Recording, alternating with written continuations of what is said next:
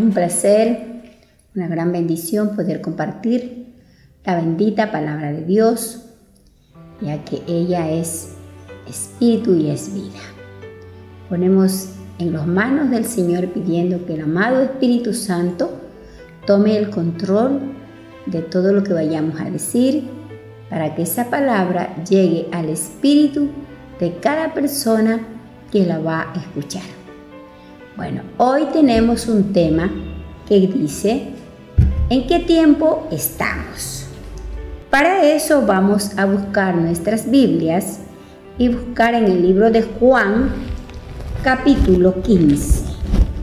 Juan 15, vamos a ver qué Jesús le dice a sus discípulos. Recordemos que Jesús tuvo 12 discípulos que estuvieron con él, que caminaban con él, que comían con él, porque él sabía que su tiempo de ministerio no era mucho, nomás 3 años, 3 años y medio. Entonces él tenía que aprovecharlo. Vamos al libro de Juan, como dije, capítulo 15, versículo 14 y 15.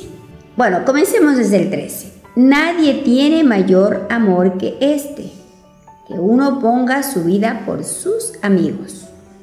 Vosotros sois mis amigos si hacéis lo que yo os mando. Y ya no os llamaré siervos, porque el siervo no sabe lo que hace su Señor, pero los he llamado amigos, porque todas las cosas que oí de mi Padre os las he dado a conocer. Muy bien, aquí Jesús le está dando a sus discípulos como subiéndolos de nivel. Dice, ya no son solamente mis discípulos, ahora son mis amigos. Sabe que la palabra amigo tiene un significado muy grande. Recordemos que el Padre Eterno le dijo lo mismo a Abraham. Le dijo, ya no te llamaré mi siervo, ahora eres mi amigo. Usted sabe quién es su amigo. Amigo es una persona de su entera confianza. Es una persona que tiene mucho tiempo con usted y a través de su relación ha llegado pues a conocerse, ¿no? Ya usted sabe que en ese amigo usted puede confiar, usted puede descansar y lo tiene pues como algo especial. Lo mismo dijo Jesús de sus discípulos, ya no los llamaré siervos, ahora quiero que sean mis amigos. La palabra siervo viene del significado esclavo.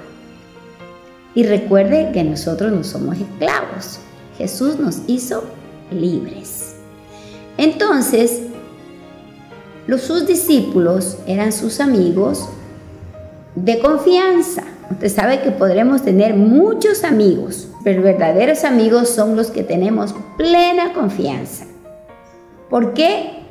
Porque ellos conocen nuestros secretos y nosotros conocemos sus secretos. Lo mismo fue con Jesús, que les dijo a sus discípulos: ustedes conocen mucho de mí, todo. Así le dijo en el versículo 15, dice, porque todas las cosas que oí de mi Padre los he dado a conocer. Por eso ustedes son mis amigos. Yo me he depositado en ustedes. Yo no he tenido nada guardado para ustedes. Por eso ya no son mis siervos, son mis amigos. Pero dice que también hay una condición en el versículo 14. Vosotros sois mis amigos si hacéis lo que yo os mando. Esa era la condición para que los discípulos sean sus amigos. Si ellos hacían lo que les mandaba. Ahora, como dijimos, Jesús llegó a considerar a sus discípulos sus amigos porque con ellos tenía una íntima confianza. Así que nosotros, Dios quiere también llamarnos amigos. Jesús también quiere que seamos sus amigos. Para ser amigos de Jesús, tenemos que tener intimidad con el Espíritu Santo, porque nuestro primer amigo es el Espíritu Santo, es el que nos lleva, como dice la palabra, a toda verdad. Y nosotros debemos ser, como somos amigos, cuando somos amigos de alguien con mucha confianza, el amigo siempre está diciéndonos, mira, me voy a tal lugar, tal día nos vemos, o sea, sabemos dónde está. Asimismo, nosotros, los amigos de Jesús, para que nos ascienda de siervos amigos, debemos conocer el tiempo en que vivimos. Debemos conocer lo que Jesús quiere que su iglesia sepa.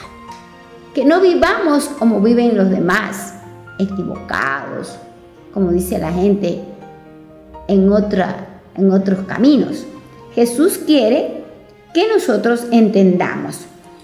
¿Cómo podemos entender? Cuando tenemos intimidad con el Espíritu Santo y Él nos revela su palabra. Porque la revelación marca la diferencia. A través de la revelación nosotros conocemos los tiempos y las edades. Y de esto vamos a hablar de un hombre que fue muy sabio y entendido. De los personajes que he leído en la Biblia, él me parece a mí que ha sido uno de los más sabios, aparte de Salomón, ¿no? Y vamos al libro de Daniel. Daniel 9:2. ¿Por qué Daniel era un hombre sabio? Vamos a ver.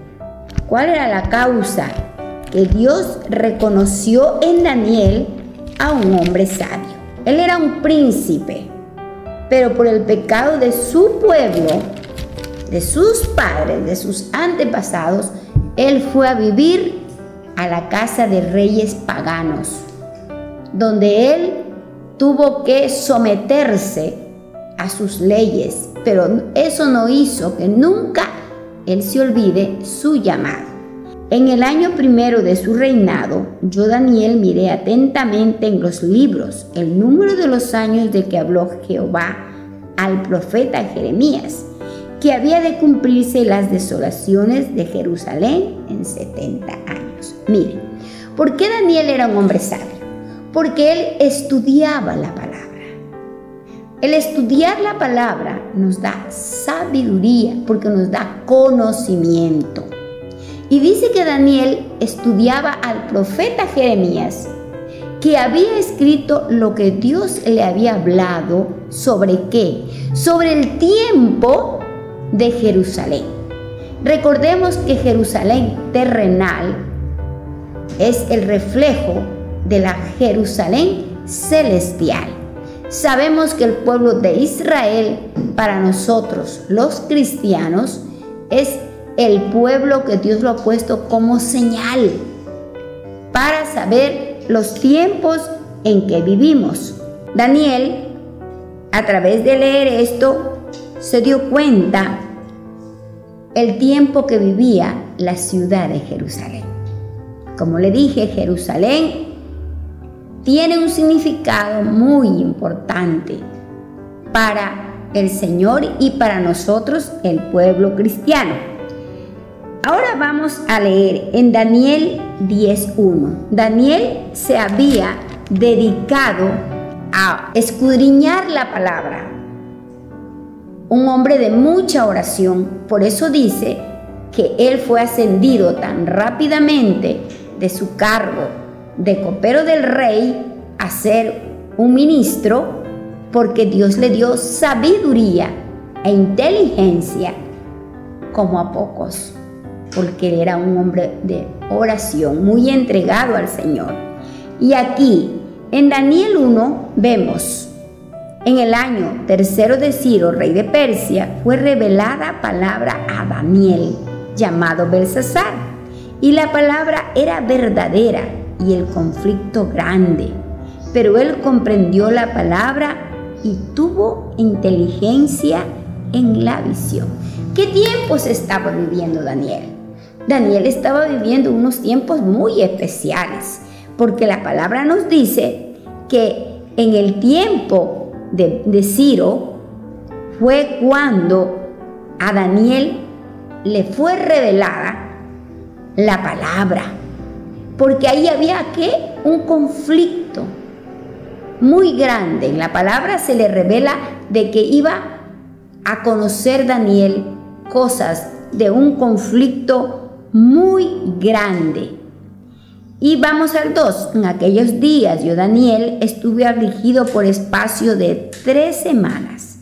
No comí manjar delicado, ni entró en mi boca carne ni vino, ni me ungí con ungüento hasta que se cumpliesen las 3 semanas.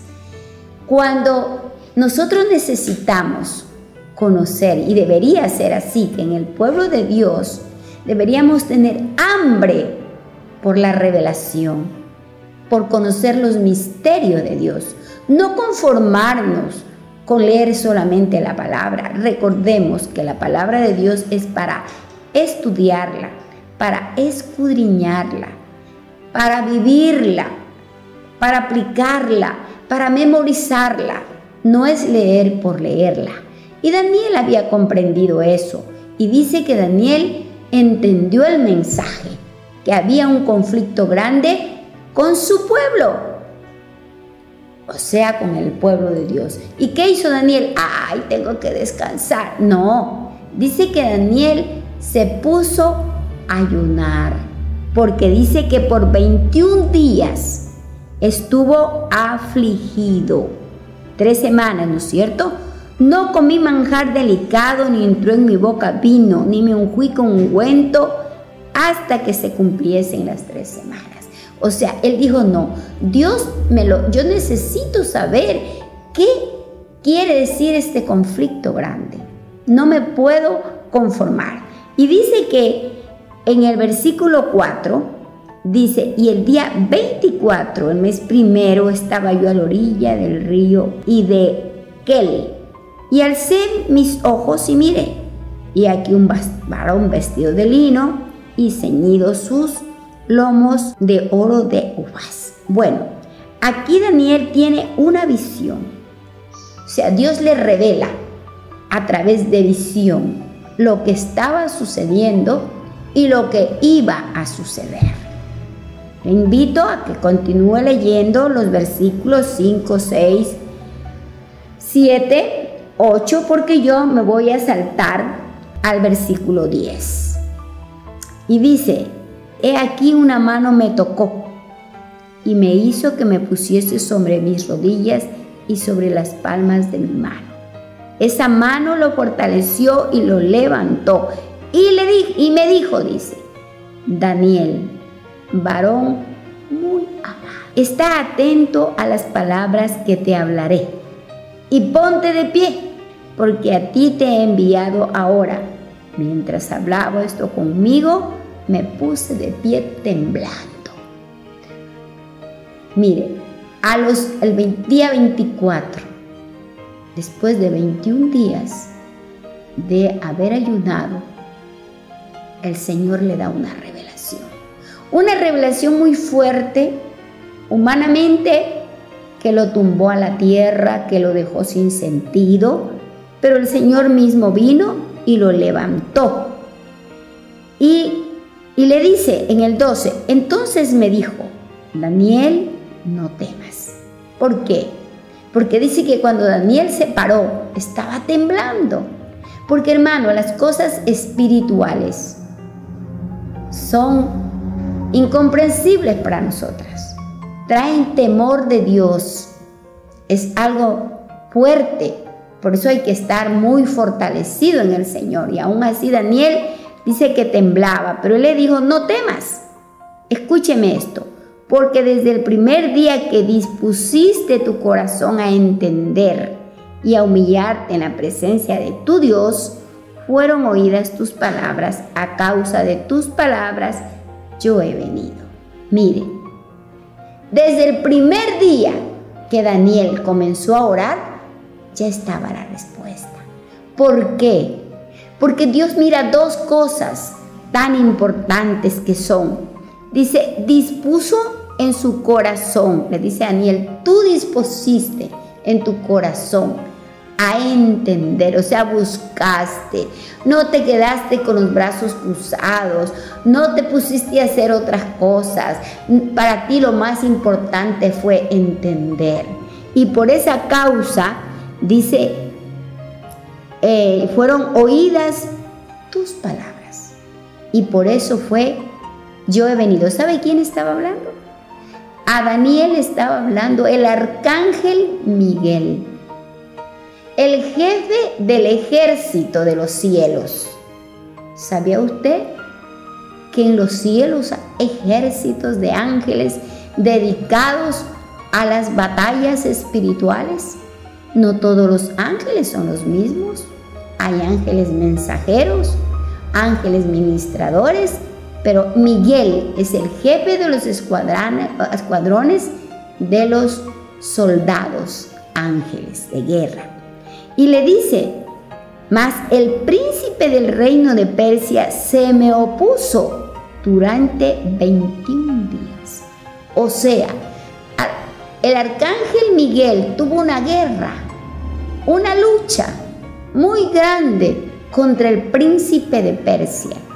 ¿Quién es el príncipe de Persia? Un demonio, un principado, un príncipe que se oponía a que la respuesta llegara de Dios para Daniel. ¿Qué entiendo yo aquí? Que hay muchas oraciones que nosotros hacemos y creemos que Dios no nos ha escuchado. No, hay oposición fuerte. Por eso hay que aprender a orar, hacerlo correctamente. Y dice, pero he aquí Miguel, uno de los príncipes, vino para ayudarme y quedé allí con los reyes de Persia. Muy bien, como le decía, la oración de Daniel fue contestada al primer día. Ahora, para que nuestras oraciones sean contestadas, tienen que haber requisitos. Disponernos nuestro corazón y humillarnos delante de Dios. Esas son las oraciones que tienen contestación, pero que también hay algunas de ellas que tienen mucha oposición. Y él recibió la respuesta, ¿no? Vamos ahora a ver en Marcos 13, vamos al Nuevo Testamento, a ver cómo Jesús habla del tiempo, porque estamos ubicándonos en el tiempo, ¿verdad? Recordemos que Jesús en el versículo 3 está hablando sobre las señales del fin, porque Jesús le estaba hablando de la destrucción del templo de Jerusalén. Y ahí es cuando sus discípulos le comienzan a preguntar, ¿cuándo serán estas cosas? Y Jesús les da un poco de señales, pero nosotros nos vamos a concentrar en el versículo 14, que dice, pero cuando veáis la abominación desoladora de que habló el profeta Daniel, puesta donde no debe estar, dice entre paréntesis, el que lee entienda. Entonces los que están en Judea huyan a los montes. Jesús está hablando del tiempo del fin. ¿Qué iba a suceder en el tiempo del fin? Y recuerde que todo lo que vio Daniel en el capítulo 9 no era para el tiempo de Daniel, era para el tiempo del fin. El Señor le estaba revelando a Daniel lo que iba a suceder ahora. Imagínense. Y Jesús lo recuerda. Dice que es la abominación desoladora. Vamos a ver, es una señal del fin. Vamos a ir otra vez a Daniel 8, porque estamos con Daniel, ¿verdad? ¿Qué dice Daniel 8?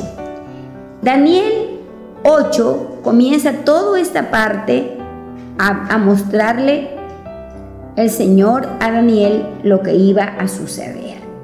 En el versículo 5, capítulo 8 del versículo 5, dice, mientras yo consideraba esto, he aquí un macho cabrío venía del lado del poniente sobre la faz de la tierra, sin tocar tierra, mire, sin tocar tierra. Y aquel macho cabrío tenía un cuerno notable entre sus ojos.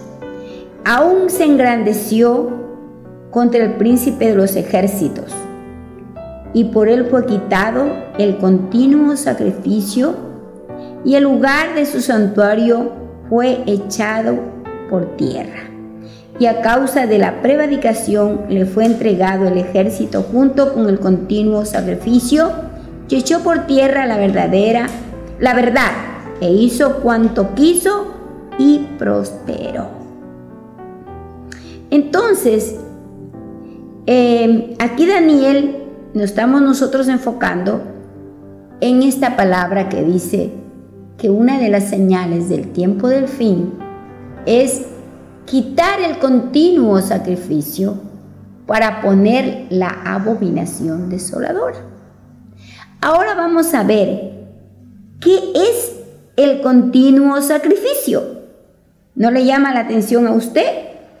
Pero a mí sí me llama la atención. Porque aquí en el versículo 11 dice que el anticristo, no lo dice, ¿no? Literal, pero yo entiendo por lo que he leído todo esto, que el anticristo va a tener una batalla muy fuerte y va hasta contra el príncipe de los ejércitos y va a quitar el continuo sacrificio. ¿Cuál es el continuo sacrificio? Vamos a ver. Nehemías 10:33. Vamos a Nehemías porque quiero que comprenda usted qué es el continuo sacrificio. A mí esa palabra fue la que me llamó la atención, la que quería investigar qué es, porque nosotros tenemos que leer y comprender.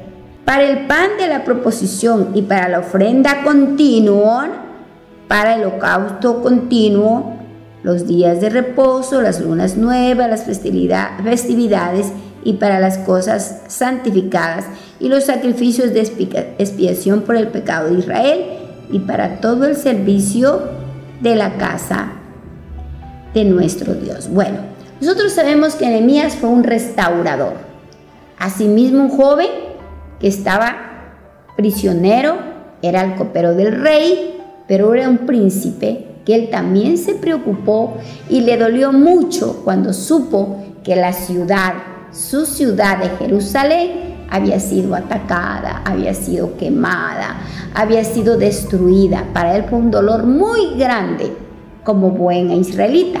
Y aquí dice que Nehemías estaba recordándole al pueblo, porque él fue a restaurar los muros, pero también fue a restaurar la parte espiritual. Le estaba recordando a los israelitas cómo Dios le había dado la orden a Moisés, cómo debía estar ubicado en el arca las cosas y para qué.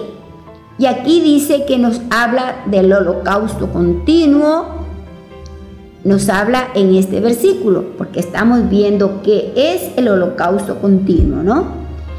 También vamos a ver en Éxodo 29:42 para comprender un poquito más, ¿ya? Y dice, y esto será el holocausto continuo por vuestras generaciones, o sea, siempre, a la puerta del tabernáculo de reunión delante de Jehová, en la cual me reuniré con vosotros para hablarlos a él. Dice aquí que el holocausto continuo debía ser por los siglos de los siglos. Ya vamos a saber qué es el holocausto continuo. En Éxodo 38 nos vuelven a recordar esto del holocausto continuo. Vamos a ver por qué será que nos están vuelve, repite y repite. ¿Será que somos olvidadizos? Me parece que sí. Éxodo 38 dice, y cuando Aarón encienda las lámparas al anochecer, quemará el incienso, rito perpetuo delante de Jehová por vuestras generaciones. Salmo 141, versículo 1 y 2, dice así, Jehová, a ti he clamado, apresúrate a mí. Escucha mi voz cuando te invocare. Suba mi oración delante de ti como el incienso, el don de mis manos como la ofrenda de la tarde. ¿Sabe que estas personas, Nehemías, Moisés, David, de manera especial, entendieron que era el continuo sacrificio? ¿Sabe cuál es el continuo sacrificio? La oración, el estar en oración. Por eso dice aquí David: suba mi oración delante de ti como el incienso.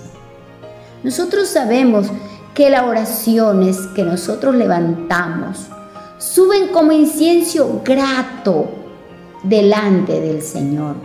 Huele, porque el incienso es una planta aromática que tiene un olor especial. Así son nuestras oraciones cuando llegan a la presencia del Señor. Pero el anticristo, ¿qué quiere hacer? ¿Y qué va a hacer? Quitar el continuo sacrificio. ¿Y qué va a poner en vez del continuo sacrificio? La abominación desoladora, que es algo terrible. Pero yo me estoy enfocando hoy en el continuo sacrificio. O sea que, hermano, ¿en qué tiempo estamos? Si nosotros nos ponemos a hacer un recuento, que nosotros estamos en un tiempo muy difícil. Tiempo donde las iglesias permanecieron cerradas. Donde si usted solo se acostumbró a orar en la iglesia y no ora en su casa, se acaba el continuo sacrificio. Pero el Señor no quiere que eso suceda. Y nosotros somos los encargados de que eso no suceda. Porque el continuo sacrificio tiene que estar día y noche por generaciones, perpetuo. Tiene que estar siempre. Y le voy a contar algo que el Señor me reveló a mí. Sabe que yo siempre que iba a la iglesia católica y veía las velas prendidas y veía en el altar que hay unas lamparitas con aceite que siempre están prendidas, yo decía, ¿por qué? Entendí. El Señor me reveló, el Espíritu Santo, la luz que el altar debe tener siempre encendida. No es una luz literal, es una luz espiritual.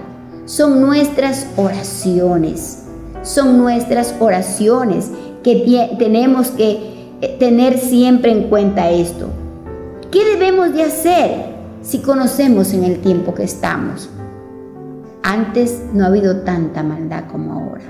Esto del virus nunca había sucedido en la historia de la humanidad. Hasta ahora nos tienen con el tapaboca. Hasta ahora hay restricciones. Y según las noticias, esto va para largo. Ese es el tiempo para el mundo. Pero para la iglesia, ¿cuál es el tiempo? Es el tiempo de orar, de vigilar. No solo en la iglesia, sino en casa. Porque la palabra nos dice, velad y orad para que no entréis en tentación. El espíritu está dispuesto, mas la carne es débil. El Señor lo dijo, se lo dijo a sus discípulos en Getsemaní. Nuestra carne es débil.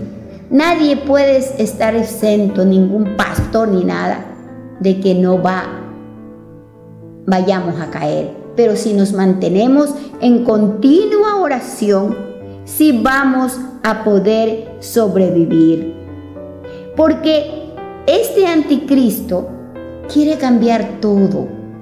Sacar el continuo sacrificio, poner la abominación desoladora. Y por último, vamos a Daniel 7. Otra vez comenzamos con Daniel, terminamos con Daniel. Porque Daniel es un libro profético.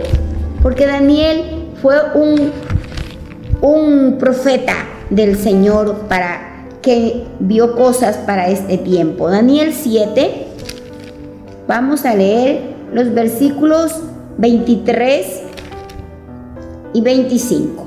Muy bien, ¿qué dice? Dijo así: la cuarta bestia será un cuarto reino en la tierra. el cual será diferente a los otros reinos, y a toda la tierra devorará, trillará y despedazará. O sea, va a ser un gobierno tan poderoso porque Dios mismo se lo va a permitir. ¿Por qué? Por nuestra desobediencia, por nuestro enfriamiento espiritual, porque la iglesia no ha entendido el mensaje de Dios. Por eso yo se lo quiero decir, ubiquémonos en el tiempo que estamos. Estamos en el tiempo final. Ya no hay muchas cosas que no se van a poder hacer, pero el diablo y el mundo y el sistema del mundo nos quiere seguir engañando. Y vamos a ver qué dice el 24. Y los 10 cuernos significan que de aquel reino se levantarán 10 reyes, y tras ellos se levantará otro, el cual será diferente a los de los primeros, y a estos 3 reyes derribará, y hablará palabra contra el Altísimo, y los santos del Altísimo quebrantará, y pensará en cambiar los tiempos y la ley. ¿Qué está pasando, hermanos, a nivel mundial? Se están cambiando la ley. Las constituciones de las repúblicas están siendo renovadas. Están cambiándose las leyes conservadoras por las leyes mundanas, leyes perversas, como la ley del matrimonio igualitario y cuántas otras cosas, la ley del aborto. Esa es la obra del anticristo. ¿Y qué hace la iglesia? A nosotros nos toca estar vigilantes, estar en oración, buscando la presencia de Dios para que no nos coja de manera desprevenida. Espero que esta palabra usted la estudie. No la vea ni la escuche por escucharla. Coja su Biblia, vea si es verdad, porque este es el tiempo que vivimos. Que el Señor los continúe bendiciendo.